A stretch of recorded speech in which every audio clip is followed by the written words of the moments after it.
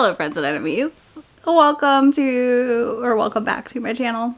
I'm here to introduce this vlog that I'm literally about to get started on, and that is my Ted Lasso vlog. So me, Bree over at In Love and Words, staff from Novelty Corner were asked by May over at This Past Romance, one of our faves, and one of my besties, to do a Ted Lasso collab where we read books that were recommended as Ted Lasso books, like books where characters are similar to characters in Ted Lasso. So we did a little bookish draft. Here's a clip of us all on camera. This is from Bree's camera. And oh no. Everyone say hi. Okay. Hi. We were just drafting. Are you gonna send us the clip so we can put it in our? Yeah, you gotta. Yes, I will send the clip. Okay, because I was like, read this. I don't wanna. And I built myself a little Notion thing. I'll throw up like a scroll of it right here. It's a lot. So I built myself this little reading tracker. I'm filming obviously this intro ahead of time, but all of the books I need to read. Let's talk about it. So we did a draft and we all picked books from different characters. I have 2 Ted books and 1 book for every other character. My goal is to read all 10 of these books. At the very minimum, 9 of them. We'll see. If you look at my schedule, if you saw that, I'm definitely starting on the 23rd of February and haven't started yet. So we'll see. We'll see how I do. So I just wanted to give you all a quick rundown of like where we got this list from, where what I'm reading and all that. So the list is from Fated Mates podcast. I did a whole Diamond Dogs book club, and obviously the new season of Ted Lasso is dropping probably right around or has just dropped when you watch this video. So my books are American Royalty by Tracy Livesay for a Ted Lasso character, as well as Giving It Up by Audra North for a Ted Lasso character. I also have the Wisteria Society of Scoundrel Ladies, which I'm really excited for. This is one I've wanted to read for a while, and this is by India Holt. This is a beard book, and honestly, what I've heard of this book, it sounds like a beard book in a good way. Then I have 7 Days in June, which is by, oh no, this is by Tia Williams. This is one that I've heard a lot about. I've heard mixed things about. I've heard it's not quite a romance. I've heard it is. I've just all the things, like lots of discourse around this book that I've heard. People love it. People hate it. It's a whole thing. This is a Roy Kent book, so I'm hopeful, because if you didn't know, I love Roy Kent, like everyone else does, right? Like, it makes sense. Next, we have A Caribbean Heiress in Paris by Adriana Herrera, which I've been wanting to read for a really long time, and I just keep not getting to, so I will be very excited to read this and knock it off my TBR. This is a Rebecca book, and honestly, that makes me more excited for it. Then we have Reaper's Property by Joanna Wild, which I've read previously. I do not remember enough of, and that's a Keeley book, so I'm very curious how a motorcycle club book is a Keeley book, and what I'll think of it rereading it. Then we have For Real by Alexis Hall for my Diamond Dogs pick. So this is the book that the Diamond Dogs would read. Next we have Honey Trap, which is a Colin pick. Honey Trap is by Aster Glenn Gray, who I've read from before and really enjoyed. So I'd be curious to see what I think of this one. I've heard good things. The Scoundrels Soldier, which is our Trent Krim book. And honestly, I'm really excited because I do enjoy Cat Sebastian, and I've read a bit from her, but I've never like finished her backlist or anything. So hopefully I can do that soon. And then last we have Open Hearts by Eva Dangerfield, which is a Jamie Tart book. And I'm also very curious about this, but I'm unsure. So those are my 10 books.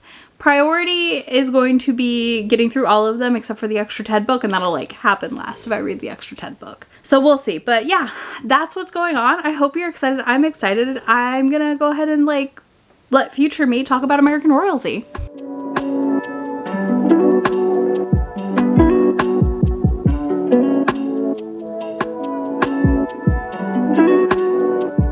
So I have read 16% of American Royalty. First of all, I have to note that all I see is Schmidt on the cover. That's the prince. That's all I see. Like New Girl Schmidt. Which is like not a bad thing. It's just weird because like this is supposed to be a Ted book, right? And I'm 16% in, and so far I'm curious. I have enjoyed previous books by Tracy a lot, so I'm excited for this one, of course. But I'm also like not sure still how this is Ted, because beyond him being like a philosophy professor and the prince, like I can see the philosophy bit like kind of tying it to Ted and like the way he lives his life and talks about his life. So okay, I guess we'll see. But yeah, I'm 16% in, and he just gave Duchess as the act he wants for the play, and he doesn't know anything. He's a 30-year-old man that's like disconnected from reality, because of course he is. Like, it would be weird if he wasn't, right? Yeah, so I've started, and that's my initial thoughts. Like, I don't have a ton of thoughts otherwise. I think it's interesting that Duchess is highlighting the way that, like, white artists in the music industry will, like, attack black artists and, like, start shit in weird ways, and, like, it's all just deeply racist behavior at the end of the day. So that's really interesting. I like how that dynamic's working here. So yeah, I'm gonna go back to listening, and I'll be back in a bit. Okay, so I wanted to update you because I don't even know how far I am. Like 70 some percent. I'm gonna be done with this book tonight. So I am 81% through American Royalty, and honestly, the sex scenes in this book have been fantastic. Jay is kind of Ted-like. I think the philosophy stuff is the closest we get to that connection. Also, like, I feel like he's somebody who really loves with his whole heart, which I would say is also Ted Lasso-esque. So, like, I get it. Like, it kind of works. But I am in love with Duchess in this book. She's amazing. I'm loving the tension build in this as well we're having around the royal family, of course, and, like, his duties versus expectations, and what are they going to do when she leaves, and then both, like, having feelings that are more than, you know? But yeah, loving all of that so much. So much. I need to stop. I'm backstage on a StreamYard. But yeah, I really am liking that part, and I think, like, I'm curious to see how it's gonna all close out and wrap up together, because this is one of those things where there's a couple ways this could go, and I'm just not sure. I also like, oh, her little, like, the fake rival thing is so annoying, and I'm very ready for that to be over. But I also understand why it's there, and I think it does represent, like, an interesting thing that we often see in celebrity industries. This is also weird watching that, because, like, we were watching right now in real time the Hailey Bieber Selena Gomez rivalry, whatever weirdness. So, like, I feel like I'm getting that, but in a book. Not quite, but you know what I mean. Same vibes. But yeah, I'm really liking this, and I will be done with it in a little bit tonight. Like, I have less than an hour left, and as soon as I'm done with this stream that I have scheduled, I will be finishing the book. So I'll be back to close out my thoughts very soon, probably in pajamas. Waiting for Meg and the swoonies to happen. I just sneezed twice. We're gonna see if I'm actually done sneezing or not. All right, so I just finished American Royalty.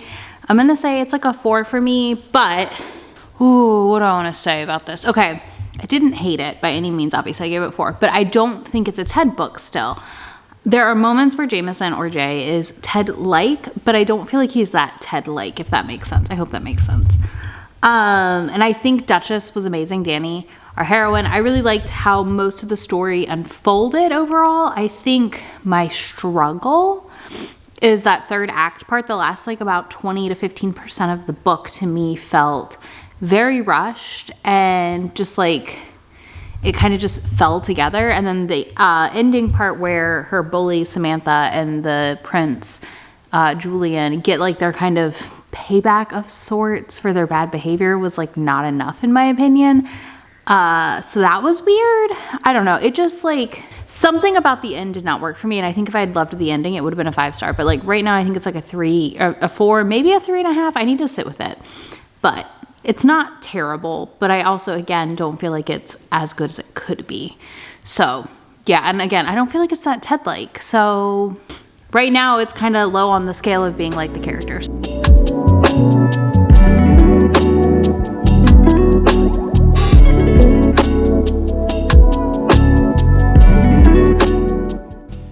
Hello. So, I have started the Wisteria Society of Lady Scoundrels.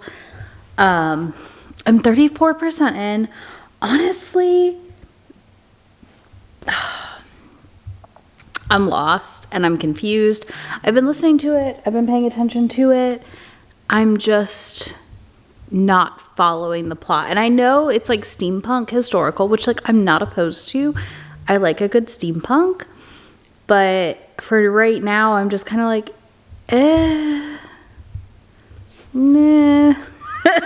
So, it's a beard book. Right now, I'm not really seeing too much of the beard element to it besides, like, the constant challenging of each other. But I'm also just, like, again, kind of lost and confused. So I'm going to keep going, and at 50% I may DNF this. I'm not sure if I'm going to read all of it, because though it is a beard book, I'm also just like, I'm just not that into it right now, which sucks. Hello. So any creaking you hear is my storm door getting banged around because we're having massive wind gusts today. It's a fun time, but I wanted to update you because I finished the Wisteria Society of Scoundrel Ladies. I wanted to love this so bad. It felt like a book that had everything I would like in it, and it was a 2.5. I think my biggest struggle with this is that I can suspend my disbelief. Obviously, like, I do it all the time. I read all kinds of stuff, right?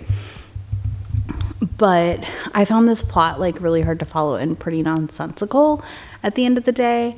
And in a historical, I'm looking for more plot than this gave me in a weird way. And also didn't give me enough sexy to like make up for the lack of plot. Like, I need one or the other. And yeah, I think it makes sense as a beard book because they're very much like at odds. It reminds me of Beard playing chess all the time. Like, it's there. It's there. It makes sense. This is the right choice. So yeah, I finished that. I think it makes sense as a beard book, but I didn't like it. So there's that.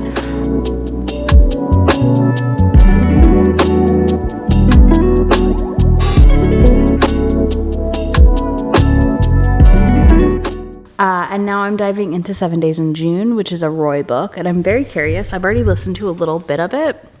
I will tell you how far I am right now. I'm 7% in, so like I literally just started it, but I'm already like intrigued by our main character. I love a kind of struggling down on our luck writer type, so that's fun.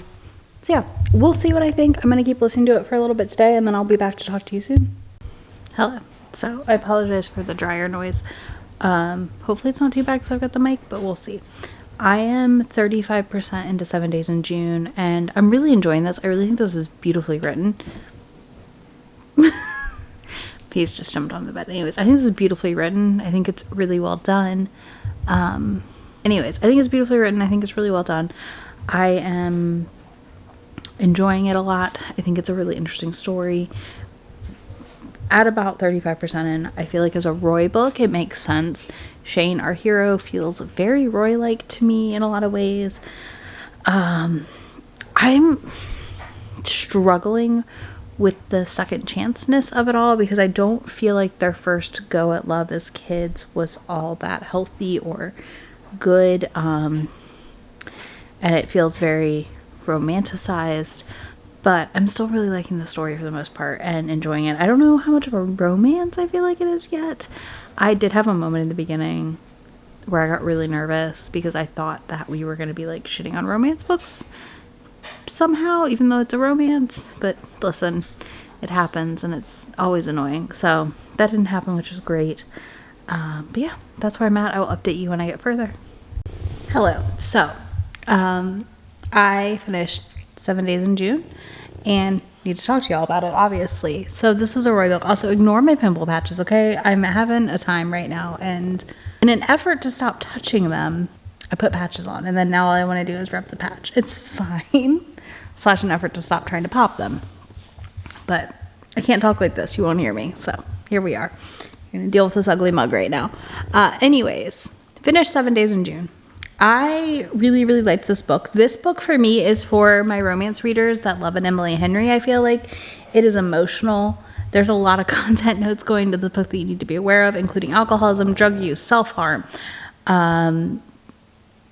death of a child, violence in general, just sexual harassment, and it's so much. I put them all in my Goodreads review too, but I give this book 4 stars. I loved a lot of this book, but I really struggle, one, with it being a Roy book. I do think Shane, our hero, is very Roy-like, and I can see that comparison. And I do feel like Roy, if he had some of these issues, is very much a, like, I need to go take care of me, and then I will be back for you kind of guy, and that is what happens with this. This is their second chance after their very not great high school relationship. I wouldn't call what they were to each other in high school like romantic or swoon-worthy. It was at best toxic, in my opinion, and dangerous for the both of them. But they both were the person the other one needed at those times when they were going through a lot of rough things as kids. And it felt very juvenile, and that's not a bad thing. Like, it should feel that way when we're reading the flashbacks, right? And then we flash forward to them having finally run into each other again. Both of them are in the literary scene. She's an erotica writer / romance writer, and he is like a award-winning literary writer. Both of them have characters based off of each other, and they're both like the person who got away. So I feel like it's more person who got away, not second chance, because again, I don't feel like their childhood relationship is that romantic or swoon-worthy, but I feel like they both always had this deep feeling for each other that they never got over. I guess that's still second chance. I don't know. I hope this makes sense. But yeah, I liked this book, but I also didn't like this book at the same time, hence why it's a 4. It's not like a 3-star, because it's not a bad book. It's really well written. The author's voice is amazing in this. I love listening to like Mara, books like Woe, talk about authorial voice, and I don't normally notice it too much, but this one I feel like I really noticed it, and I really enjoyed it. I think Tia Williams is an amazing writer. I think she told an amazing story. I didn't want to put this book down, but I also left this book slightly frustrated and not thrilled at how like it took the epilogue for us to get our HEA at the end, you know? And that's fine, but I wanted it sooner. I think it could have just been like condensed down a smidge, but I did enjoy their reconnecting and what that was for them and how that went. I said I really liked it and I couldn't put it down, but at the same time I was very frustrated by the epilogue because I was like, y'all just need to get it together. And they do get it together in the epilogue. So I like my couples to get it together a little bit sooner. But yeah, this is a very emotional book. So please go in with full knowledge of that. I didn't cry, but this book could have easily made me cry if I was in a different time of the month. So yeah, that's where we're at right now. I think it kind of makes sense as a Roy book. This is right now the closest I feel like I've been to a book matching the character, if that makes sense. So we'll see. And at the end, obviously, I'm going to tell you what ones I think match the best and what ones don't.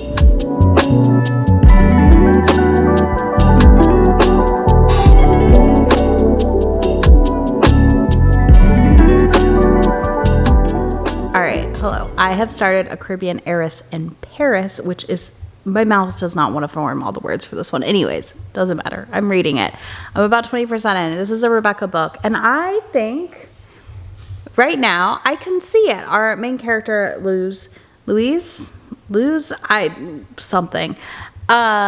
she feels very strong-willed like Rebecca, and I'm loving that aspect. I'm also really loving our love interest, Evan, who does not remind me of her current love interest in the show. But our main character gives me energy like Rebecca does. Like, you know, she's here selling her rum in Paris at a market, and she's going to, like, do all the things, you know, and, like, be a badass businesswoman. And I love that.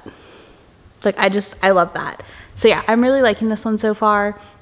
I'm really excited to see what else happens in the story. I'm, like I said, 20%. I'm not very far. I already really like our hero too, and I love their dynamic. They have a great banter and great back and forth. So far this is a solid historical, and it definitely feels like a historical that people that aren't like super into historicals would also enjoy. So that's nice. But yeah, that's where I'm at right now. I will be back in a little bit to update you with more thoughts. Okay, so I just finished filming and finished listening to A Caribbean Heiress in Paris. So this was Rebecca's book, right? And I gotta say, I'm giving this like a 4.5. I really liked this. I was surprised at how much I liked this. I do feel like our heroine was very Rebecca-esque, and I liked how that worked a lot. Like a whole freaking lot. So I'm really happy about this. I'm really happy I finally read this one. Like I said, it's been on my list to read for a while. This is perfect motivation to actually pick the book up. And yeah, I don't have a lot of thoughts beyond that, but like seriously, I loved this. This was a blast. I think if you're looking for like a marriage of convenience historical romance with like a badass heroine who's like not gonna take anyone's shit and also like a really kind of gruff hero, this was perfect. So yeah, that's all I got. I don't have a ton of thoughts beyond that. I really just kind of like had a blast listening to it on Hoopla and am thrilled I read it. What else? I think that's it right now. Either way, I'm about to go start Keely's book, which is Reaper's Property, and I'll be back to talk to you about it in a bit.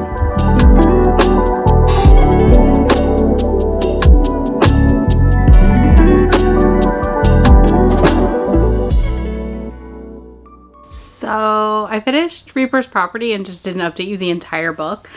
I kind of unintentionally devoured it. I think this was a good pick for Keely, honestly. Our character here, Marie, felt similar to Keely in a way where she was like kind of unsure of herself, and slowly throughout the book came to know herself and be more confident, which is like what I think we see with Keely from season 1 to season 2, and hopefully even more so in season 3. You know, we get to watch this character really develop into someone that trusts themselves and knows their own opinions and has like confident choices to make in life and like is proud of those choices. So yeah, I really liked this one. I think this was a decent MC book. I'm not the biggest MC fan personally, so there is that to note, but I still had a fun time with it, and I did enjoy our hero our hero horse was really fun, and the tension between her brother's actions and Horse buying her safety basically, so that he could make sure she was protected because he really liked her, was honestly adorable, and I really enjoyed their dynamic truly, like, overall. And yeah, I really enjoyed their dynamic. I really enjoyed the sex in this. It did feel Keely-esque in the right ways for me that I was really nervous about going in, because again, MC is just not where I would place Keely. So I did love that part. And let's just go ahead and quickly wrap up the video because we're here. I hope you enjoyed. Obviously, I only read 5 of the 9 books. There's just a lot going on in my life right now. I know May also probably only read 5 of the 9. I think Brie and Steph probably read more. Basically, I read everything I could get on audio easily, and after that, I kind of had to let it go to the wayside because I can't do it all sometimes. And I feel okay. I'm very happy with the 5 I read, and the other ones that I have picked up, I do plan to still read, and I'll update you as I read them in my weekly vlogs. Because they're books I'm still definitely interested in, which I think is what's the most interesting about this project to me, is none of these were books I never had on my radar. So that was really fun, in my opinion, to be reading books that I already kind of knew about and had wanted to read. Some of them, potentially only 2 I'd never heard of. And then hearing about them, I wanted to read them. So I found that part really exciting and fun. I know that literally I have to record podcast tonight and Ted Lasso drops tonight. So as soon as I'm done with the podcast, I'm going to be editing this video and also getting to watch Ted Lasso. And I'm just so excited for season 3. I'm so excited about this collab. I hope you all enjoy it. I know it's a bit messy, but I had a blast doing this with everyone. And I think this was just such a fun way to celebrate our joy of Ted Lasso. It's such a heartwarming show in a way that I can only name one other show that gives me the same feelings, and that's Abbott Elementary. They just give me the warm fuzzies in the best way. Though Abbott is definitely more of a laugh out loud situation than Ted sometimes is. Sometimes I do leave a Ted episode a little bit sad. But yeah, there's this inherent magic in Ted Lasso, and I think it's so fun how much of Ted Lasso has brought the romance community together, how many of us love this series so deeply and strongly. I am just so joyful that we did this collab and May asked us to. It was such a good idea. It was so much fun. So let me see. If you have a book that you think is Ted Lasso-esque, let me know in the comments. If you want a rec video where I rec videos like to each character, I could try and do that for you probably before the end of the season. And if you don't want to do either of those things, you can leave me a soccer ball in the comments. Be sure you go check out everyone else's video and give them a follow because I adore them. They're some amazing people. And yeah, I'll have links to everything in the description box for you, as well as links to be my friend anywhere on the internet that I'm at. And I'll talk to you all in a few days. Bye! Already packing, come with me. I'm not really asking. We'll get away to a place where we don't know. About to see the world in action, what we can be. Life with no distractions. We'll get